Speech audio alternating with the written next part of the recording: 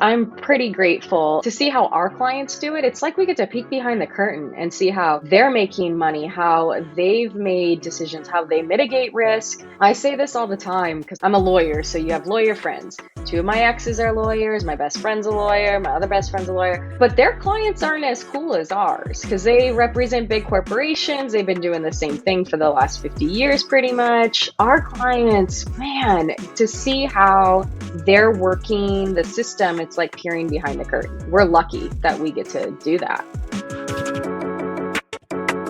Exit Plan is a podcast for business owners and those who want to be business owners. I'm always in search of the lesser known stories of entrepreneurship. In the Exit Plan podcast, you'll hear stories from startup to sale and hear from the professionals who helped business owners achieve their exit. Hosted by me, author and private equity manager Dana Robinson, along with my co-hosts and guests, you'll hear real stories, tips, and tools that will help you plan for the exit you want, whether you are still working at a day job or running a business. Let's get started with this episode of the Exit Plan Podcast. Kayla Jimenez, welcome to the Exit Plan Podcast. For those that are old Opt Out Life podcast followers, as most of you know at this point, we've rebranded to the Exit Plan and sort of narrowing the interviews to entrepreneurs, the entrepreneurial journey, the journey from employee to entrepreneur, and the journey through entrepreneurship and ultimately to a second exit. I like to think of the first exit as the one you take from your job to a business. And then in most people's case, you're going to take an exit out of your business at some point. It's going to give you, a liquidity event or retirement or something like that. I'm podcasting today with Kayla Jimenez, my former law partner, and before that, my associate, and before that, my law clerk, who is now operating my law practice. And super happy to have her on because we're going to talk about her entrepreneurial journey to going from a person who was a law clerk during law school for me to owning, running a law practice that is entirely hers. And at the same time, I think Kayla and I have some common stories about the entrepreneur clients we have that are always instructive. Part of the reason I started Opt Out and wrote my first book was I just felt like I was around a lot of smart people who were entrepreneurs that had done things in ways that I don't know if people really understood. This is how you do it, because we're so fixated with Shark Tank or the idea that you get a big idea and that's going to be like winning the lottery. And in reality, the story's a lot different. And it's the story I try and draw out of people. Kayla, I hope to draw that out of you today. Thank you for coming on the Exit Plan podcast.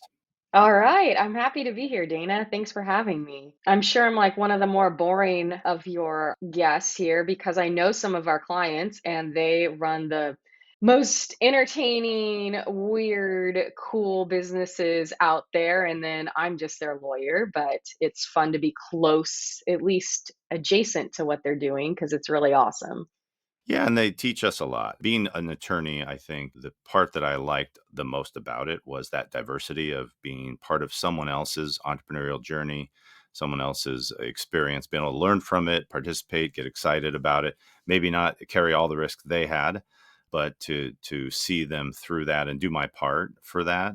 And, over the years of that, because I've kind of dug in and been entrepreneurial on dozens of things, I have been able to hijack a lot of that, good, bad, and ugly, right? All of the Yeah. things that we see our clients do. How'd you end up working for me? You probably tell that. I've told the story before, but I want you. I'm not sure I've From been a fly on a wall hearing the story of how you end up working for me. okay. Well, I was a 1L and it was during the recession, and my background was biotech. So I came into USD School of Law, went to the first counseling meeting, and was immediately told you'll never be an IP attorney. Like that, they looked me in the face and they told me that, which was really disheartening because I loved the scientists and all the weird things I got to watch people invent, and I was really bummed out to hear that news. And also, I'm very contrarian, so I'm like, "Well, just for that, I'm gonna show that it's wrong." The problem was I didn't have lawyer connections. I didn't have a family friend who was a DA or, any of that going on where all of my law school colleagues had summer jobs lined up through family or friends. I had nothing. So I went on Google and typed in San Diego IP attorney. And Dana Tech Law came up, and I sent a cold email basically begging for a job. And you were kind enough to offer me an interview. And in the interview, you kind of gave me the real talk, Kayla. We've already hired our clerks, but if you want to show up for some pro bono stuff, I'll see if there's anything for you. So I showed up because those career services people were not going to be right about me. And I got to do a little bit of pro bono work, and then you had a little bit more work, and then a little bit more. And some of the clerks you had left, or, summer ended and I stayed on, and I just became your clerk. And it was a great experience. I went off to work at a fashion law company after that, but really liked boutique law and really liked working with entrepreneurs. So after I took the bar, I came back at Tech Law and got to work with the really cool clients I had been working with as a clerk. So it was great. And that's how I kind of wound up working for you. Um, how I Yeah, ended up becoming more than your associate was a different story, but yeah. I don't know if I you want to think, tell that version. well, just to be sure that everybody hears it, this is, I think, a good story for those that are early in their career. I think it's a good story for young lawyers who might be, the law hiring is tough. You get out of school and you've got Yeah. 6 figures of debt and you wonder if you're going to ever get a job. And, it feels like everybody else is getting offers and you aren't. And the reality is you did this thing that is incredibly good advice. You found something that you really wanted to lean into. You found a firm that was smaller that, might, be scrappy, and you showed up. And when I said, I've already hired the two that I have in my budget, you were like, well, I'll do anything. And I said, well, I can't hire you for free because there's these California labor laws that mean I can't give you real work. But I said, there are pro bono clients, people that are just nonprofits or literally clients that are on the edge of not being able to pay their own bills because their businesses are suffering. You could do their pro bono work and it's free. Like you can help someone as a favor and just get some experience. I'll do the mentoring. I'll hand you some stuff. And you leaned into that hard and fast and really did well. You didn't take anything for granted, and I saw that. And you're right. As someone who's at that point had probably employed 25 or more clerks through my career, I spotted some talent, some ambition, some hard work, and I was like, I got to move you to paid now because I don't want to lose you. And then as a law clerk, you killed it. And then, yes, like all law clerks, you disappeared for months while you took the bar, and you ended up working for another company, which actually brought a whole bunch of experience that also probably didn't pay well, and probably also was really hard in a bunch of different ways. And I mean, from a legal standpoint, for those that are lawyers or future lawyers, I mean, what kind of experience did you get from working for that organization? Yeah, that working for that company was a really good testament towards go with your gut. When it was a very flashy company, it was doing exactly what I thought was really interesting, which is heavy IP, heavy litigation, really interesting cutting edge issues that went all the way up to the Ninth Circuit and the Eighth and the Second. So prestigious, cool IP stuff. But when I interviewed there, I got a bad feeling about it. And I ignored that bad feeling in favor of the work itself because the work was so great. And another attorney who worked there was really great. I knew she'd be a great mentor. Nothing bad about that. But I just had this sinking feeling like, oh, this is a little creepy. This is a little weird. I don't know about this. But I ignored it in favor of the work. And sometimes it serves you well. In this case, I should have gone with my gut. Great experience from a legal perspective. I learned a ton. I learned how to litigate very precisely. I got to work on great cases. Do not regret that, but it wasn't the environment that I really wanted to be in long term, and I think I could have saved myself some headache had I recognized that at the beginning. So double-edged sword. Looking Yeah, back, hindsight's 2020, but I'd say to a lot of young attorneys out there, if something feels wrong, like really wrong, listen to your intuition, listen to your gut, because usually you can pick up on cues and your brain can't logically connect them, but there is something off. good. I think that's great. I actually have multiple experiences working places and then knowing that I need to leave. And I call this the shelf life. Actually, I have like a word for it. I talk about it in the next book I have coming out. Dana Robinson here. Quick plug for my book, The King's Fly Swatter. You can see it here behind me if you're watching this. I've got it in my hand. It's a beautiful uh, hardcover book, printed to make it giftable, something that you can share with a family member, buy as a gift. So this latest book, it's a fable about a person who has a really crappy job. Let's just start there. This is a book that most people can relate to because we've all had crappy jobs. This is the story of Ubar, a servant in the court of a Babylonian king, who masters his boring, monotonous job and then learns to listen to the king, hearing him rule the kingdom while quietly swatting flies behind the king. Eventually, Ubar becomes the wisest and most successful man in the kingdom. The story is fun and it's easy to read, but it's not mythology. It's my story. And as I shared the idea with colleagues and friends, I learned that it was their story. And guess what? It's your story. If you're at a job of any kind, one that you love, one that you hate, one that's just enough to get by, this little book gives fresh perspective on how to leverage that job to get you something greater than a paycheck. The lessons in this parable are entrepreneurial lessons, but not what you might think from the current entrepreneurial zeitgeist. If you or someone you know are looking for a real pathway to entrepreneurship, here's the secret. Your job is the way out of your job. It's counterintuitive, but once you see how it works, you can't unsee it. Learn the way of the fly swatter from the parable of Ubar and from the stories I share from my 30-year business journey. You can get a free copy of The King's Fly Swatter by going to danarobinson.com. It's really important to navigating your career path. It's important when you're even a business owner, when you're making decisions, should I take this client on, for example, that you understand this kind of like trade-off between something you shouldn't be doing, maybe even don't want to be doing, and the need to gain the skill from it.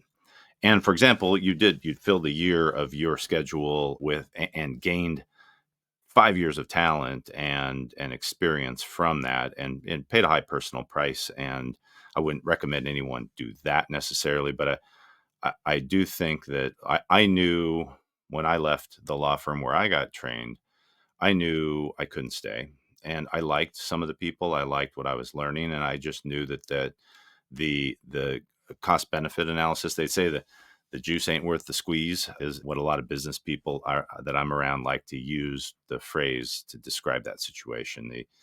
Once you find yourself in it, you could certainly cut and run, but you stuck it out, it paid off. I'd say most people that find yourself in a bad situation, if your real journey is that eventually you want autonomy, agency, work for yourself, be a partner in a law firm, or whatever organization of any type, you have to be careful about making those decisions. We've known people that have inadvertently burned bridges by cutting too soon. But once I think you have to make some very deliberate decisions about what your extraction is going to be so that you don't Yeah. overstay that shelf life and turn sour or have it turn into, toxic things that impact you or your career. And in your case, it worked out great because working for me seemed delightful and amazing after having a tough job. So I got you back, and this is Yes. also a fun story about when you came to work for me. It was kind of like when you came to me for the internship job. I'm like, sorry, can't afford you. I'm trying to run a business. You came to me, and I'm like, I can't hire a lawyer. That's insane. Like I'm paying me, and I only hire law students, and I got a paralegal. And you're like, well, I could just get paid based on what I do, which is pretty entrepreneurial for someone who hadn't run a business. And most students are just like, I need a job with a paycheck and a 401k, and I want a nice lifestyle and blah, blah, blah. You were just like, I'll work and I'll get paid if I work. And so I just structured a deal that was actually kind of like a partnership deal early on. I mean, it ebbed and Yeah. flowed. It meant that there were months where you got 30 hours in the whole month, and you got paid a piece of what we made on the work. And there was times where you probably got triple what your peers would make in a month, but you also had to go to trial and work hard. So yeah, your entrepreneurial offer really was to say, I understand this business. I don't necessarily need to have a job. And I was like, yes, let's do that. And I loved what that taught me really early on as well, is while my peers and friends had kind of cushier jobs with a straight salary so they could always predict what they were getting, the first and second year they go out and spend like crazy because they're getting paychecks every month that they can count on, which is great for them. But I love that I didn't have that because I kept living super lean like I was still in law school. I was able to bank a ton of money. And then I spent enough time around you, Dana, and the other people at the firm who were a little scrappy, a little entrepreneurial, where you start to realize, oh, money is only good if you invest it wisely. So it's gotta work for you. And the other thing I learned working for you and seeing all of our brilliant clients is you don't get rich working a 9 to 5. This is the, like, huge American lie that they tell all the kids. Get a good job, go get your doctorate, go get your PhD, go become a doctor, like, work at work 9 to 5 or work your salaried position. You're not really gonna be mega rich doing that. You're only going to be that top level if you're investing that incredibly wisely, not just, spending like crazy or, um, you know, going on trips all the time and blowing it in a week. So it was good to see how our clients reinvest money in real estate or, you know, all sorts of like different types of businesses or different types of investment schemes. It was very instructional for me. So Yeah. And, I'm kind of glad I didn't have the salary. right. And at the end of the day, like by having some autonomy, saving, you realize that like holding on to money is what growing wealth is about. And so you had a nice car at one point, and you're like, buying a multiplex, and guess what? Not gonna have I can't have a car payment, qualify for that loan. Boom, no car for a little while, borrow a car for a little while, get a cheap car to survive after that, and then you end up owning real estate, which probably made you a ton of money since, and given you more autonomy and kind of long term wealth and more control over your life. And the people we know that had jobs, we call them the working rich, and it's golden handcuff problem. You go, well, I got $1,000 car payment. I mean, I had a condo at the beach I sold a couple years ago. I'd held it for 12 or 13, maybe 15 years. It was 1,000,003, I think. That condo, a guy tried to qualify who had a $400,000 a year job as a vice president, and he was in Vegas where there was no state tax, and he couldn't qualify for the $3,600 mortgage at the time for, whatever, $1,000,000 after his down payment, because he had two, $1,500 lease payments and a completely overpriced house payment and no rental income and one W-2 income, and he wanted a beach property. So the working rich, I guess as a peers, that they and their peers kind of sabotage their own ability to become self-employed, or even just the ability to rise within your organization is sometimes contingent on your feeling that you're not completely dependent, that you have the freedom and autonomy to say, fire me if you don't like what I got, what I bring to the table. Yeah. I'm pretty grateful to see how our clients do it. It's like we get to peek behind the curtain and see how they're making money, how they've made decisions, how they mitigate risk. I mean, I say this all the time because I'm a lawyer, so you have lawyer friends. Two of my exes are lawyers, my best friend's a lawyer, my other best friend's a lawyer. But their clients aren't as cool as ours because they represent big corporations. They've been doing the same thing for the last 50 years, pretty much. Our clients, man, to see how they're working the system, it's like peering behind the curtain. We're lucky that we get to do that. Yeah, and let's talk about a couple of the common themes. As IP attorneys, we do get a lot of clients that have crazy ideas, and I don't want to completely diminish this. That sometimes the crazy idea that you get a patent on or that you start a company around, sometimes that's going to work, but it's actually not the most common theme. The most common theme, I think, and we obviously can't say clients' names in public about and comment about their businesses, but the most steady path, if I were to synthesize it, from into entrepreneurship, into like successful, I own a business, I run the business, I have employees, I have some autonomy, I travel when I want. They have done something they learned often at a job, and often at a job they didn't like. And now they're taking those skills, the talent, the network, the relationship capital, and they deploy that and become self-employed based on that. And I don't know, can you reflect on that? Do you think I'm crazy, or is that bear No, out to your client base? No, 100%. A lot of my clients come from my biotech days. And again, recession time, it was the recession. I had to get a job, and I got a job at this startup biotech company that had DHS and DoD grants.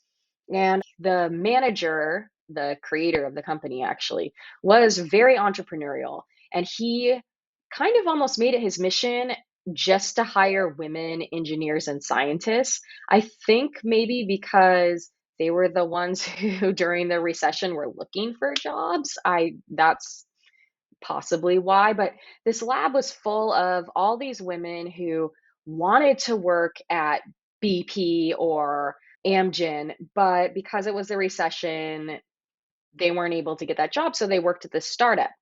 And this startup was super bootstrappy. I can talk about like how we were use like McMaster car drills with handmade propellers as like aerators to save $1,000 of like buying an actual air. Anyway, it was a little, bootstrappy, but the women that worked there were brilliant. They like learned a lot there. They learned a lot about managing. They learned a lot about how to get grants, government grants, and then they took that and ran with it. And one of my best friends was she was my manager at the company. And then she took that and went to Mattel and rose all the way through the ranks at Mattel, left Mattel and started her own toy company and is killing it. And everything traces back to this one bootstrappy job where she learned how to manage in kind of a chaotic environment and make her own, like find her own solutions to save money, which is very entrepreneurial trait, but she wouldn't have learned that if she had just gone and worked for some large aerospace engineering company. And now she's worth millions because and it all traces back to this like kind of bootstrappy approach. So, Yeah. yeah, our clients are crazy, crazy, crazy ideas, crazy stories, but like amazing to see the trajectory. That's the one I can really think of. But we have a ton of clients who are like, wow, you really like applied this skill you learned in an Mhm. awkward situation. Absolutely. I find myself being presented with clients that do something I didn't even know existed. I mean, and even sometimes when you'll hit me up for some sort of high level input on something new you get in, and this is one of the things that always motivated me. I was fascinated by like I don't even know what to say yet because I don't understand what this even is. And of course, like they didn't just wake up with a stroke of genius and have this crazy idea. They were someplace at a job where they did this kind of stuff, and they were like, "I can do one better when I go on my own," and they do. So we end up with just a lot of innovation that happens by innovate. not in the abstract. You innovate around what's already being innovated by, taking advantage of the opportunities to grab hold of the knowledge, the wisdom that's around you, build relationships from that. And yeah, I think it's the main story of even IP attorneys who we do. Like when I was a new lawyer, one of the partners said, we do everything here on patents. We do electric forks. Same day we'll write a patent on a medical device. Said I'm trying to picture what does an electric fork do, but I think it spins for the spaghetti. But it's always Ah, the story I remember from Ted because I was like, there's such a thing as an electric fork, and he's like, everybody see, everybody's got a crazy idea. I thought you were going for vibrators, and I'm like, man, the amount of cases I've done based on vibrators or vibrating mechanisms is like off the charts at Yep. this company. I always have to warn the law clerks. I'm like, listen, you're gonna have to like be okay with working to describe a Yes, that was massaging the device. an They early pay their lesson. bills though. These people pay. Yeah, absolutely. Well, I mean, an early lesson in intellectual property law is that the marginal, the things that we consider marginal really aren't, right? These are just sort of more puritanical in the most part. But when you're a IP attorney, you take whatever your clients are innovating around. But to that point, here's like an interesting analogy to what I'm trying to drive home, I guess. And you can't just wake up and say, I'm going to innovate new vibrators because I use them. You actually probably need to be in the business because you need to know what are the trade shows, who are the buyers, what's distribution like, what's the markup, what are the merchant services like. There's 1,000 things you need to know about that business before you enter it. And so I actually constantly talking to people who want to be an entrepreneur and they start with a thing, I want to be in this industry or this business. And you're best not to just start something unless you go work for someone already in that business. I would say go work in the massaging vibrator business, and I think we're calling it the women's health business now, women's sexual health, if you want to even use the sex word. But the in Cool. there's a vast industry full of it's a multi-billion-dollar business, and the I want to come up with a cool business idea in that space ought to start with you actually knowing that business space. I'll say that. I second that. I see a lot of my clients who are very successful are the ones that either have a very deep understanding of the industry that they want to be in, either because they were in that industry or they work tangential to that industry. Like you can make a jump from I was a marketing director at large toy company to and now I'm developing toys because you have those connections, but those are the ones that are successful. Or, I mean, I hate to say it, but this is the social media era.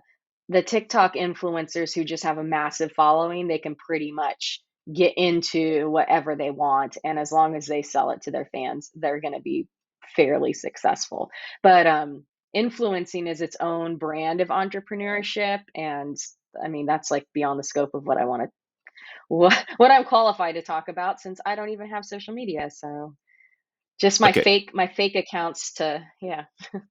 All right, so you actually raise a great point. Just in case there's young people listening, I've read multiple statistics, and it's only getting worse. I'll say worse, not to offend anybody, but a very large number of people under a certain age want, as a career ambition, to be an influencer. So there's this category of thing that basically is the largest. In other words, you could take everyone who says, I want to be something, a fire person, a lawyer, a teacher, a truck driver, whatever the thing you'd fill in, I want to be a blank. The number one thing in America, probably around the world, is influencer.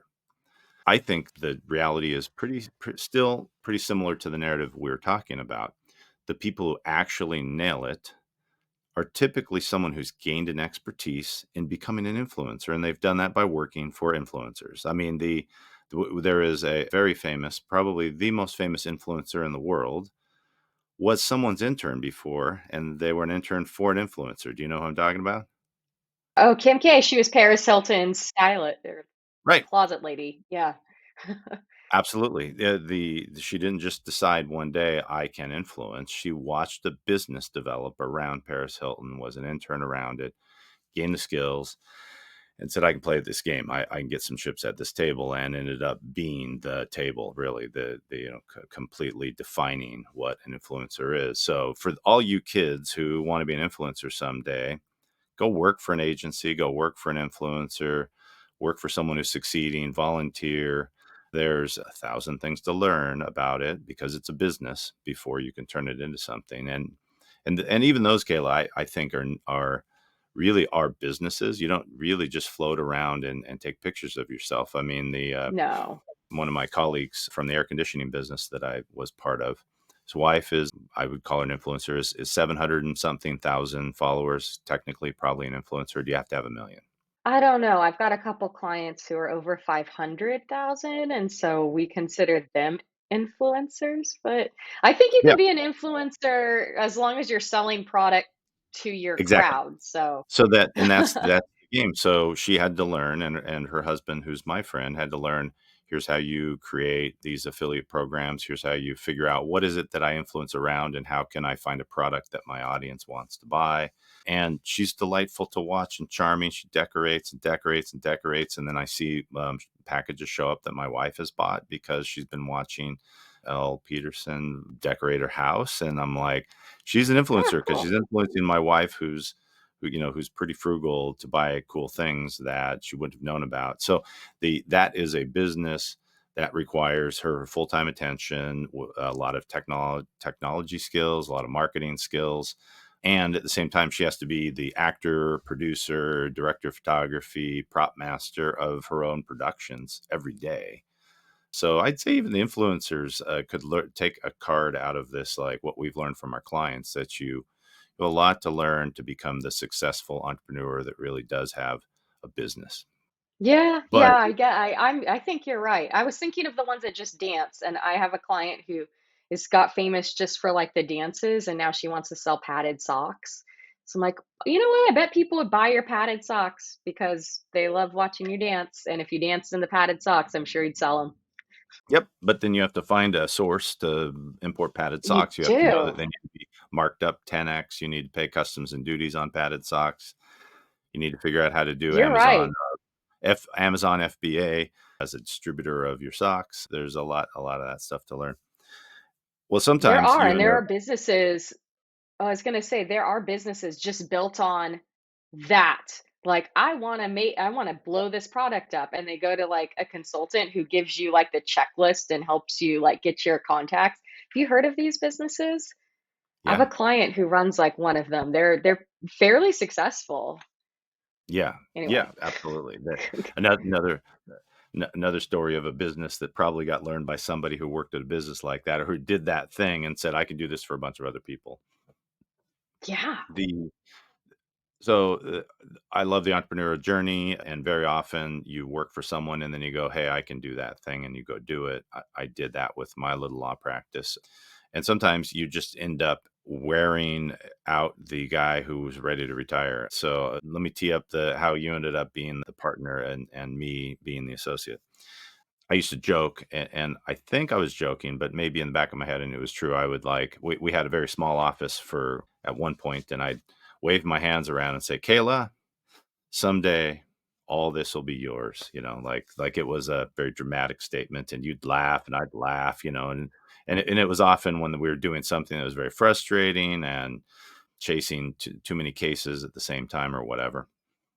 So I would make that joke, and probably I talked about shelf life. When you know you need to move on, is important to understanding how long you can devote your attention and energy to a job. I think it's the same thing when you work for yourself. So I was getting to a point where you'd come to me with things, and I would be like, hey, I can't look at this 80-page contract, Kayla. I can't. It's going to make my eyes bleed. I'll cry. It will be horrible. It was no longer fun.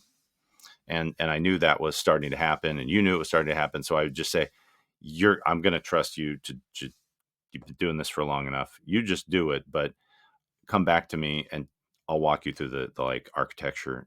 We'll narrative through it. I'll talk about what I would think about this deal. So then for several years, I actually got good at that because that was more enjoyable. I didn't enjoy sitting down and writing a contract from scratch like I did 12 years ago, where I'd sit down sometimes and have a blank page and just start writing. And there was some joy in that.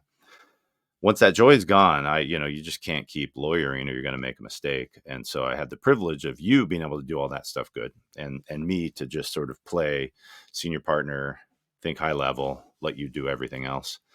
And then I don't know, was there a point where when I was like saying someday this will all be yours, you were like, yeah, I'm gonna own this firm someday, or were you just like, that's goofy? No, okay. This is probably anti-entrepreneurial, or maybe it is the fundamental thing all entrepreneurs want. I don't know because I've never asked this question to my friends who are entrepreneurs. But my sole motivation was, how do I keep doing this job, which I love? Like, I love IP, I love my weird clients, right? How do I keep doing this, but getting to live a full life with all the other things I like to do, painting and designing houses and, you know, going on dates or surfing, whatever it is. How do I get to do all that? And that is not at a big firm. That is not working 9 to 5. I can't be at Boeing and be able to go live in Montana for 4 months, or go, to Africa for a month, or all the things that I really wanted to do. I couldn't go to art school, what any of that if I were had a traditional job. I had to be in a job where I was basically the boss.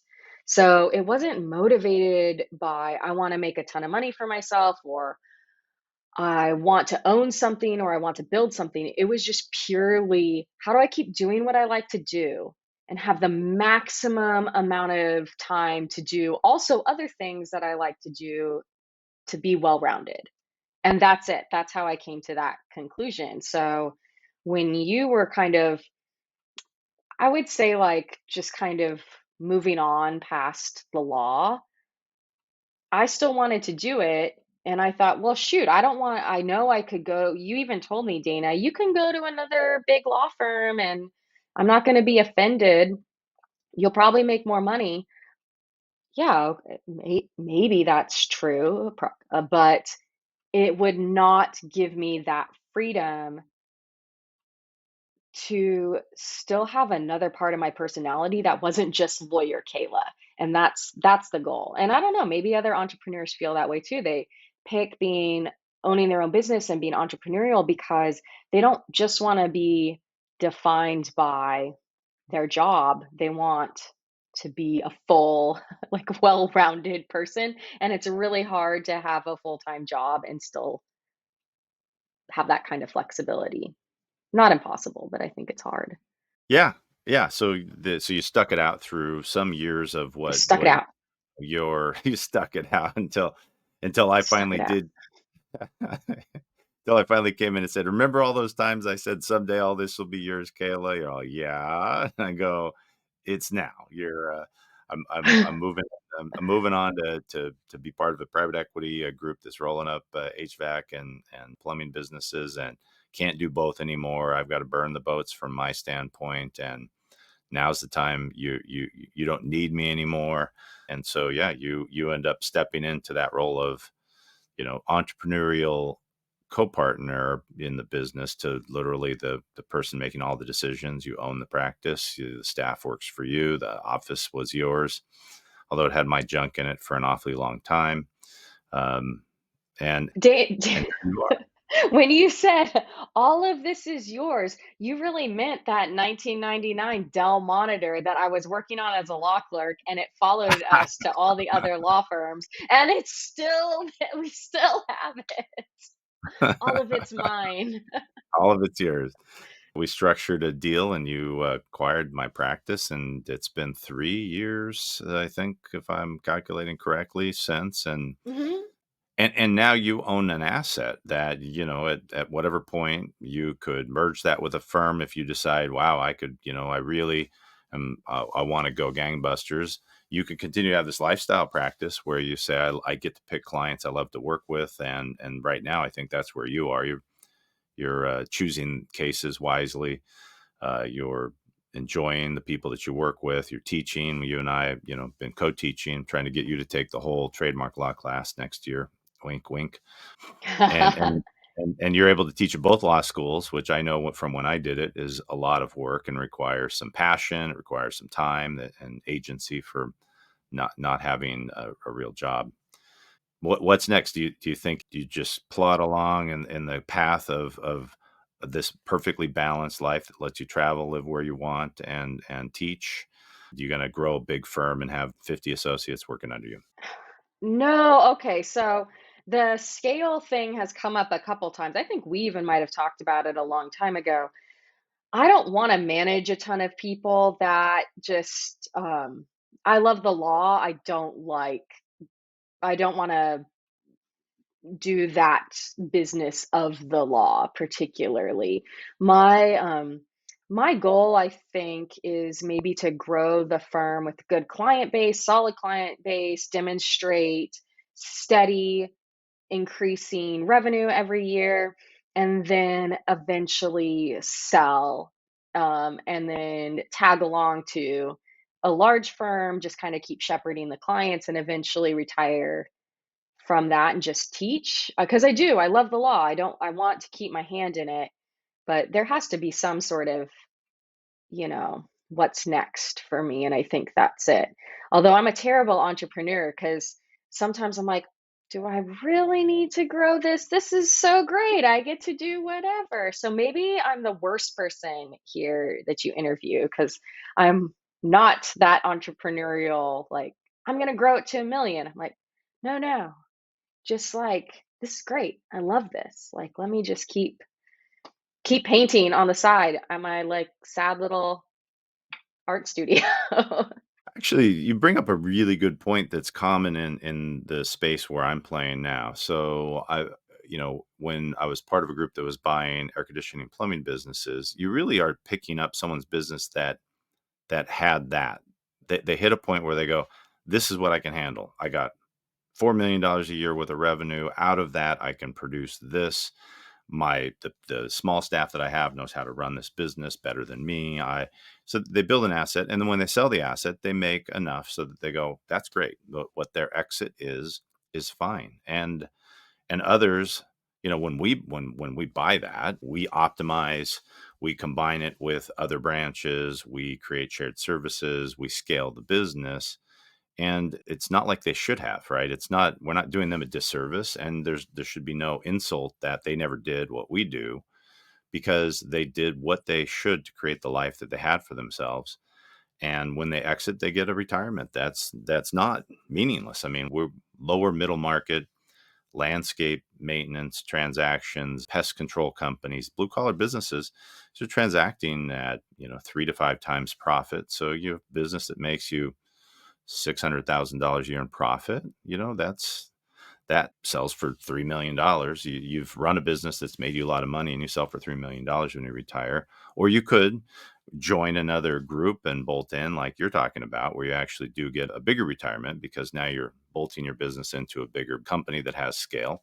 Or you could do it yourself. Of course, you and I know from just running the entire thing ourselves, even I'm not one who really wants a giant team working for me. The largest group of people, I think I've never had more than 30 on a payroll where I'm the executive. Certainly, owner of businesses with more than 30 on payroll, but not a operator. So I think your strategy is great, and a great assessment of what you value and what an exit would look like for you. That's smart.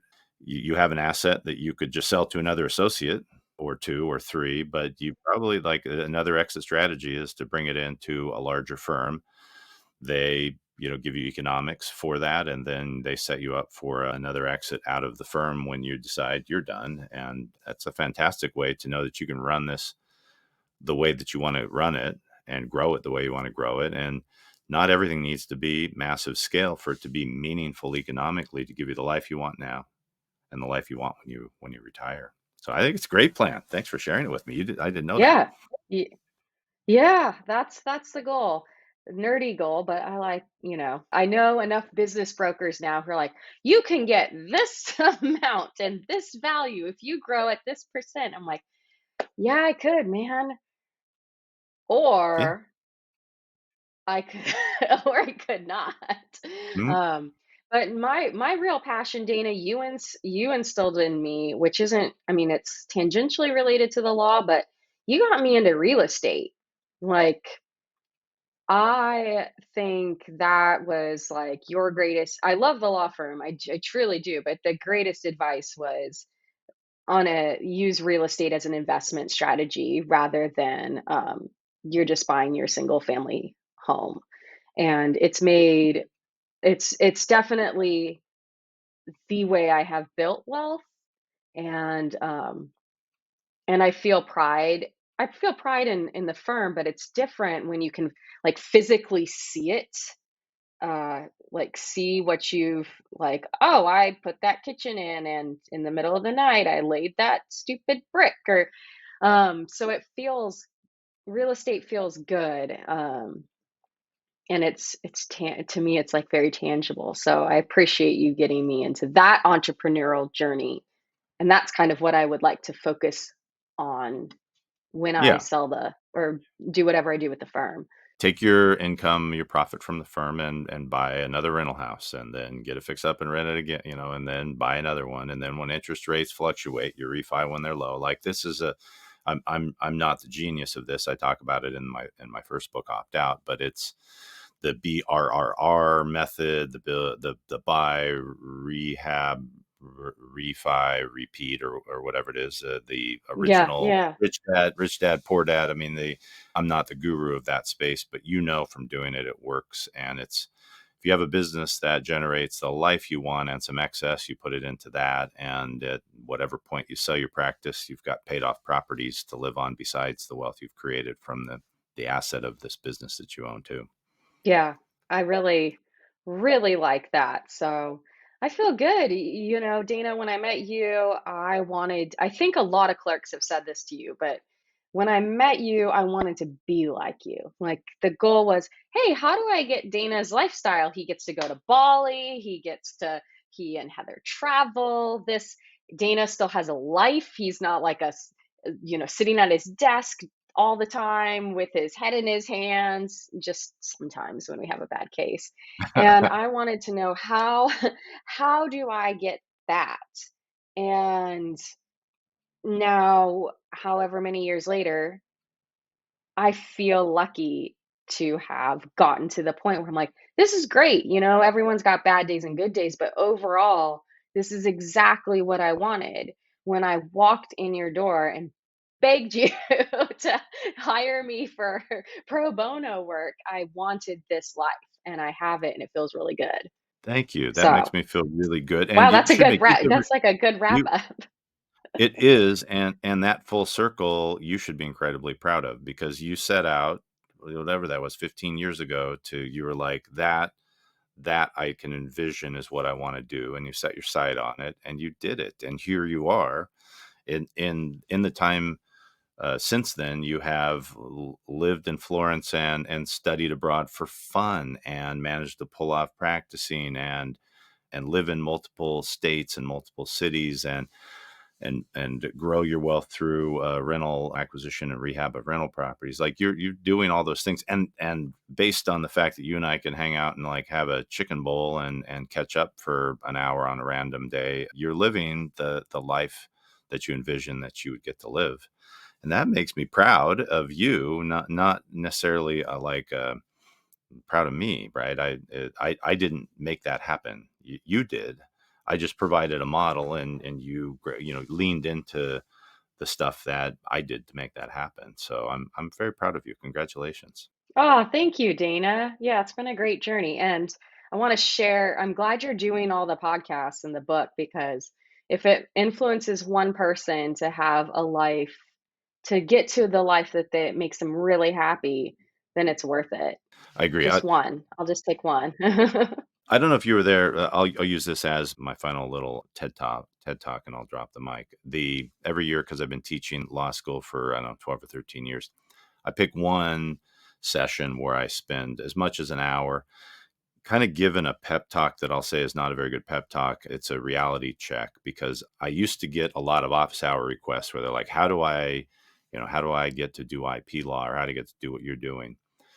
And repeatedly, I'd get a lot of people that are like, look, what I really want is a lifestyle business where I can have a life and have a family and, and save and get ahead and invest. And, they kind of paint this picture. And they say things like, well, I could never work at one of those big firms. They just grind. Yeah, they grind, and blah, blah, blah. And so after hearing this multiple times, I give a lecture where I talk through a lot of the things you need to do to gain control over your career as a future lawyer. But the number one thing I say is if you can get a job at some place that has highly concentrated work in the area you want to work in, and they're going to grind you out, you should take that job so fast because you only need it for 2 years, 3 years. I mean, I did my 2,200 hours a year for 4. I wouldn't have the expertise that I have if I hadn't. If you hadn't gone between me, the other job, and coming back to and working with me, highly concentrated, lots of hours, lots of stress, you wouldn't have those skills. You don't just get to walk into a job and say, I'd like a big salary and I'd like to not have to work that hard. And you have to bring value. And if you don't bring value to your clients, they don't pay. If your firm doesn't get value out of you, they can't pay you. So my pitch is always take the hardest job you can get right out of school. Go, especially if it's in an area that you have some passion around or some aptitude around. Go do that. Don't ask for a lifestyle job. Create a lifestyle life. And that happens from spending 2 to 4 years working really, really hard. And you did it with me. You could have done it with any firm. And then you have some agency. You can leave. You can start your own thing. You can work for a smaller firm. You just open up the doors and then you get the life you're talking about. You set your sight on it, said, I want to have that life. You did it. The 15-year overnight success. Yeah. Woo! Woo. But it was worth it. It was worth it. Yeah. And looking back, I don't think I would have done anything different. I think it was perfect. Exactly. It was exactly me. And maybe that's entrepreneurial is you're true to yourself, and you just go for what you think you can achieve because you can. I love it. That So, is a perfect wrap wrap. Thank you, mic Kayla. drop. Appreciate your time. And for those that are listening, thank you Yes. for listening. Kayla at USIPattorneys, plural.com. If you want to reach out for legal work, she's not a life coach, although she's probably got good advice based on what I've heard here. Practicing in the area of intellectual property, small corporate and M&A work. And this is Dana Robinson. As you all know, reach out. My team filters emails, but they all come to me pretty quickly. hello@danarobinson.com. Email me anything you want to talk about, questions, things I can talk about on the air. I'm not going to give you legal advice for free, but I'd love to hear from you about what else we can bring on the podcast. Thanks, everybody. All right. Thanks for joining me on this episode of the Exit Plan Podcast. I'd love to hear from you. Feel free to hit me up with questions or comments by emailing me at hello@danarobinson.com or leave comments and questions by calling 858-252-7785. Call 858-252-7785 and leave a message.